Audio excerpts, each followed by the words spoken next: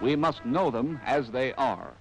Here they are in Japanese prints by the great 18th and 19th century masters, Kiyomasu, Fukosai, Hiroshige.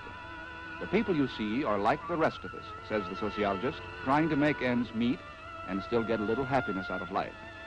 No one can deny this truth about any human being anywhere on Earth. However, differences crop up in human behavior the world over, and our immediate job is to uncover and interpret the Japanese differences, as well as the overall similarities as they appear in Japanese motion pictures made in the decade prior to 1941. These, as if you didn't know, are tanks. And these are the drivers of the tanks. Japanese going through the same motions as any GI tank driver from Maine to California. There's nothing oriental looking about these smokestacks. You'll find their duplicates in Pittsburgh, nor are they just standing there as symbols like the ancient torii or gateways, which often lead nowhere. Their solid structural foundations house modern steel mills, machine shops, cotton mills, factories of all kinds sprung from a mechanical age. The workers are Japanese, the men behind the guns. Reverse the picture, and we have small home industry turning out parts for big industry. We also have the small peacetime craftsmen working in pottery, porcelain, lacquer, and metal. They're turning out highly prized items for collectors, just as their forefathers in feudal times turned out artistic pieces for the daimyos and shoguns. Let's look at the city people crowded into half a dozen great metropolitan centers, more modern than anything their size in all Asia. We'll have to limit ourselves to a fairly fast look-see. In movie lingo, we call them quick cuts. Just enough to glimpse the east meets west contrasts of what is sometimes called Paradox Isle. Public thoroughfares in the Broadway manner. Take a good look at the contrast in dress. No slavish imitation here of the latest in fashions from the Hollywood salons. No fear of being out of date in the midst of modernity. It seems that these three girls just prefer the old style. For buildings as streamlined as these, you have to go to the newer sections of our own American cities.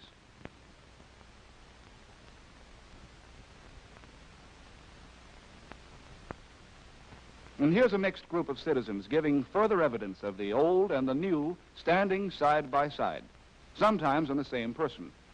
Look at the kimono combined with the slouch hat. And here's another gentleman in evening attire. Wait, let's hold that frame. A kimono topped by a derby. To pursue the same line a little further, we follow a couple of young men in Western clothes right to their door, and off they come. Entering the house, they sit down as is. In some cases, the westernized gentleman may change from his office clothes to Japanese dress.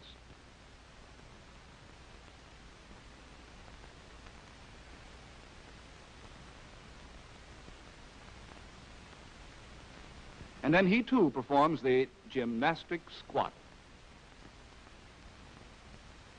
Well, how about the children?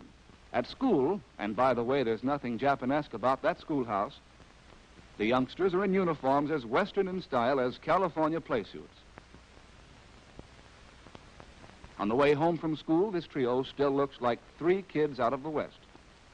Under the family roof, however, and without benefit of Aladdin's lamp, we find ourselves transported back to an old Japanese custom, the boy wearing a kimono, and a young girl fitted out with a kimono with an obi, or sash, bowed at the back. Let's all take a train to the country and add a few more to the billion passengers who annually travel by rail. Not so much of westernization in the rural areas. The farmers are so busy making a reluctant soil produce the essential foodstuffs that they haven't the time to keep up with their urban brothers. Still, the ancient agricultural methods, the old hand plow, the ox used as a draft animal, seeding and planting by hand, and hoeing and threshing and harvesting by hand. The farmhouse has a thatched roof, And inside there are the familiar paper walls, mats, and charcoal brazier for cooking. The brazier also supplies warmth if they cover it with a blanket and hug it close enough to choke it.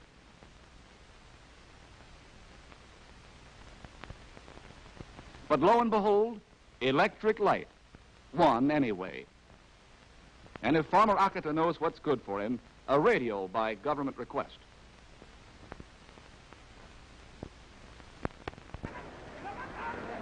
To get back to the cosmopolitan crowd, the Japanese were wrestling fans even in ancient times. The professional wrestlers are invariably mountains of flesh. The traditional rules demand certain opening gestures, which are said to have a religious significance. In any case, the boys have an opportunity to display their manly attractions.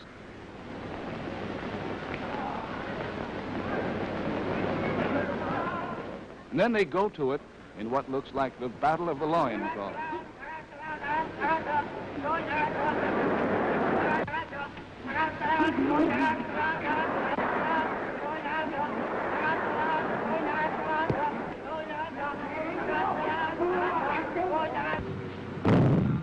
Jiu-jitsu, or judo, is another time-honored contest, but brain counts more than brawn.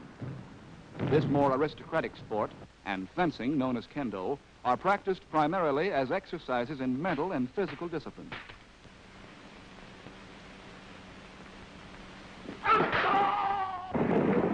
By contrast, Western sports had a terrific vogue in pre-war Japan.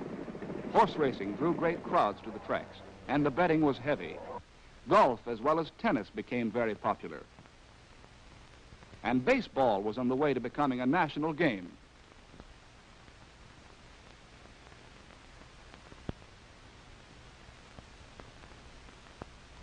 Movies made in Hollywood were in great demand, especially in the big cities. Music made in Tin Pan Alley was all the rage.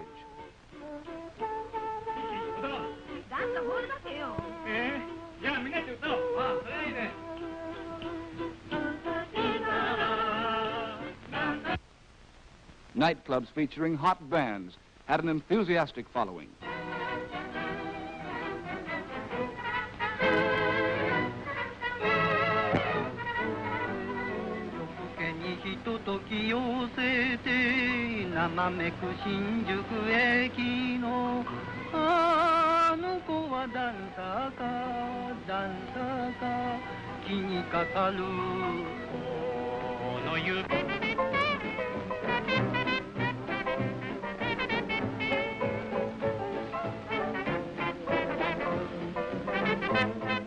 This playboy is slightly confused. Will it be an American cocktail or Japanese sake? Would it be some hot licks from Dixieland or the plucked strains of a geisha's shamisen? Conflict, drama.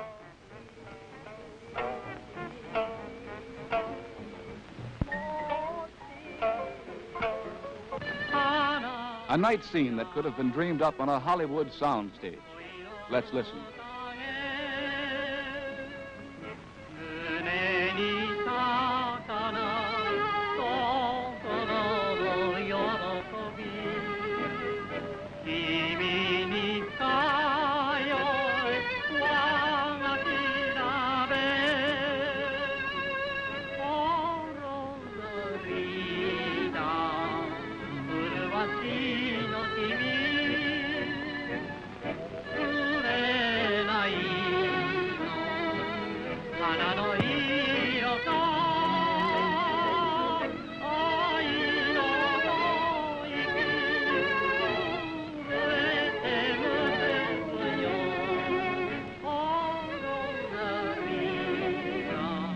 I love you, dear, and English, I love you, yes.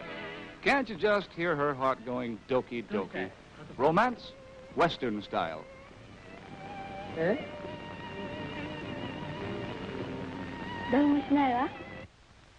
Danceland, taxi dancers waiting for a come-hither nod from the stag line.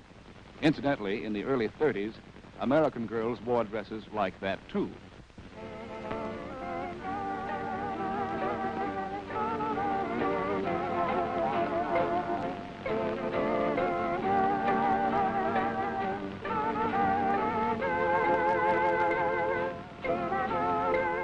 Shall we dance?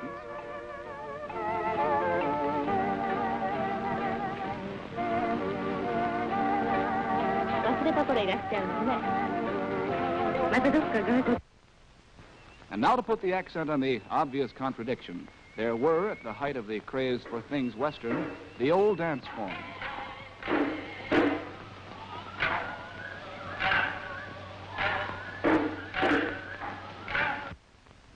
A court dance.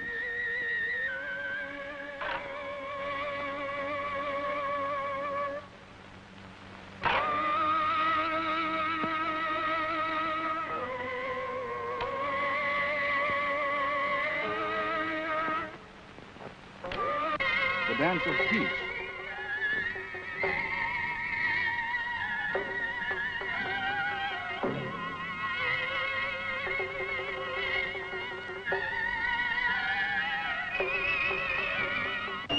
The famous lion dance by Japan's foremost actor and dancer, Kikigoro.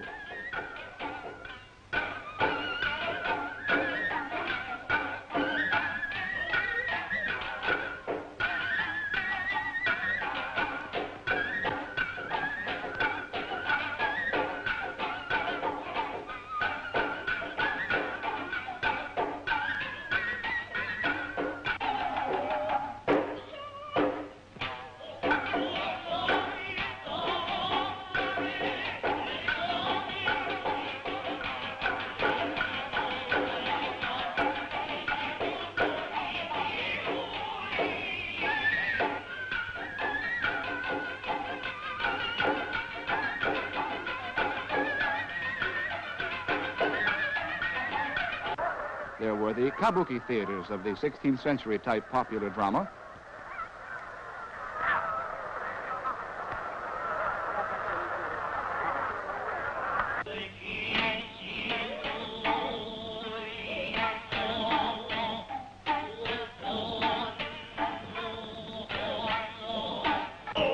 The no theaters of the 15th century type classical drama.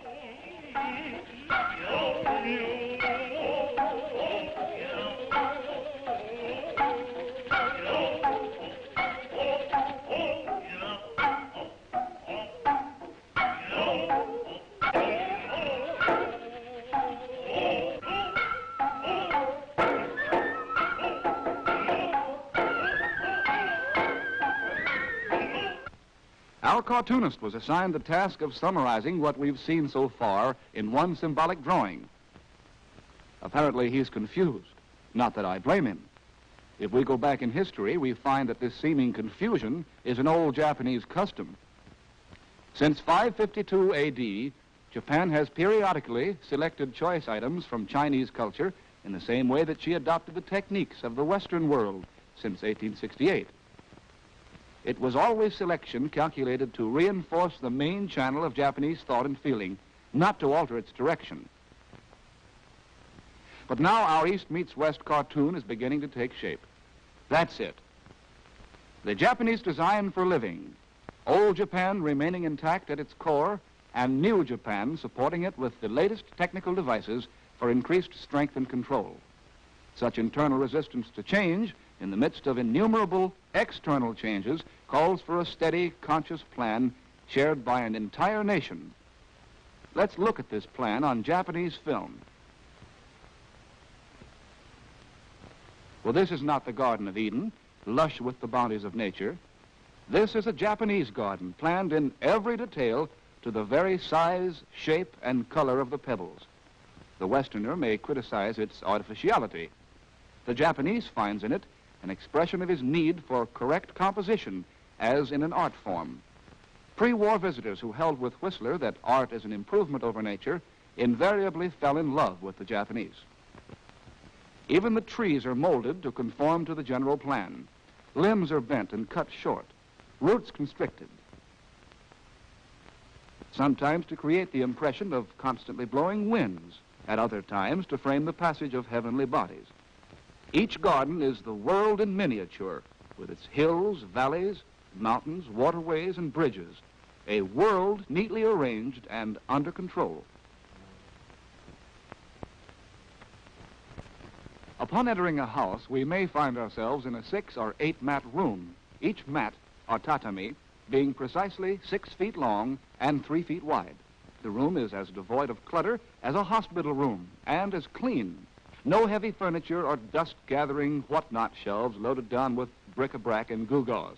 No framed photographs of Uncle John, whom everybody loved, or Aunt Jenny, who thought she knew it all.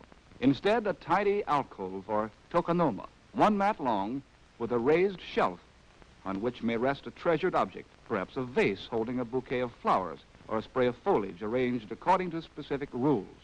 On the wall above are hanging scrolls or kakamono on which a painting or artistic specimen of calligraphy may be mounted.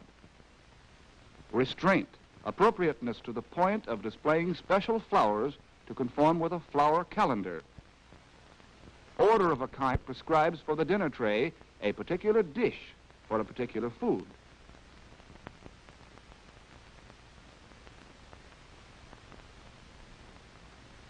This planning obsession is not a peculiar characteristic of Mr. Yamasaki of Cherry Blossom Lane or of his particular neighborhood.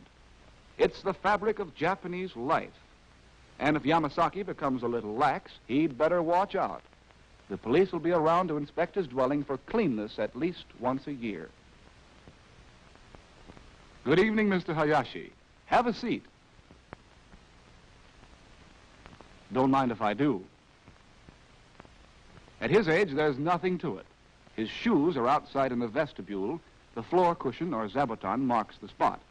And that ballet routine with the feet tucked under his nether extremity was knocked into him when he was knee-high to a rice shoot.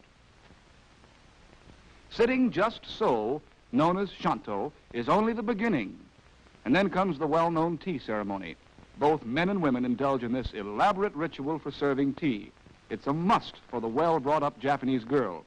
The ceremonial discipline is so exacting that the very sleeves of the kimono must move in the right way. Observe the delicate touch, the subtle wrist movement.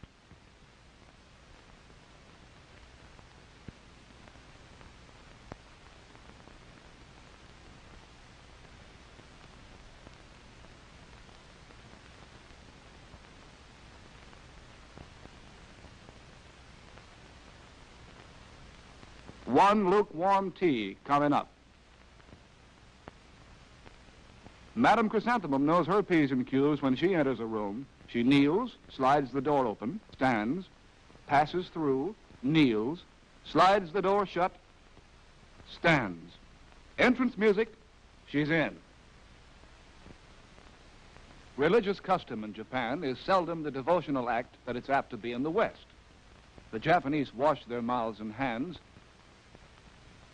approach the shrine, either ring a bell or clap their hands to attract the god's attention, make a statement of fact or intention, or at times a specific request. The woman on view may merely be saying, I'm going to take a trip to Yokohama tomorrow.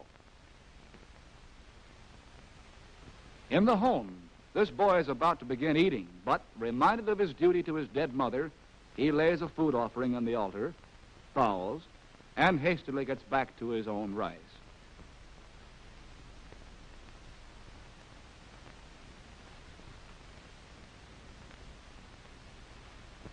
For the bath, the men join the ladies in the community bath, where appropriate behavior calls for no clothes and no gags, please. The Japanese may have excellent eyesight, but he observes only that which is appropriate.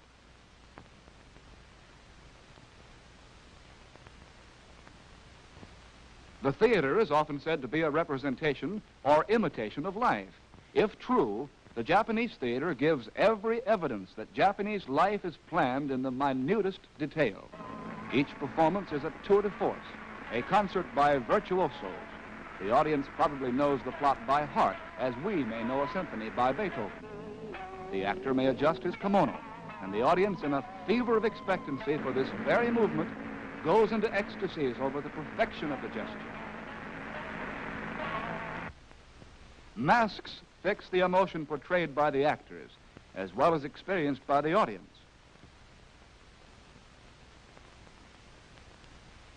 When masks are not in use, the makeup is heavy enough to function as a mask. and sitting in profile upstage is a property man.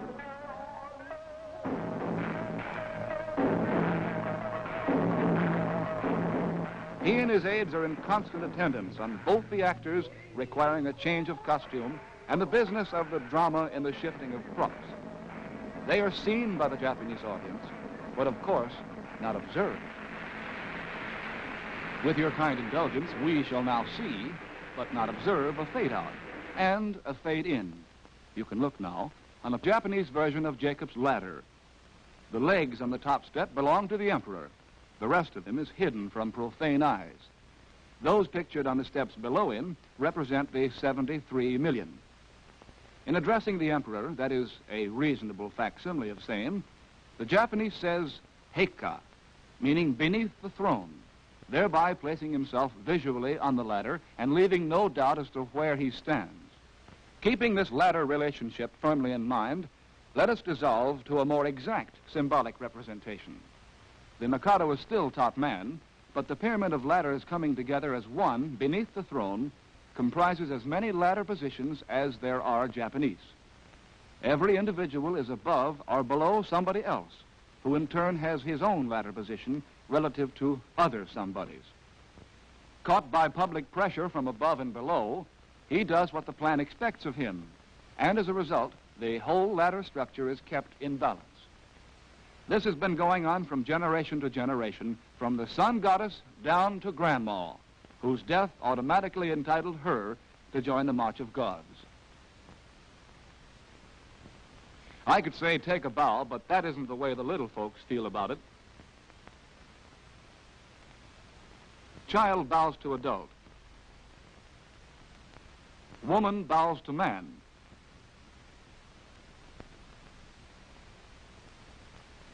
Farmer bows to his betters. Civilians bow to the military. Subjects bow to the emperor.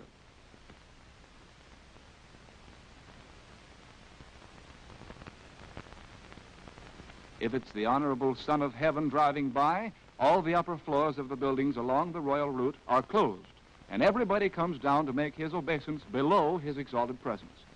This is literal ladder behavior.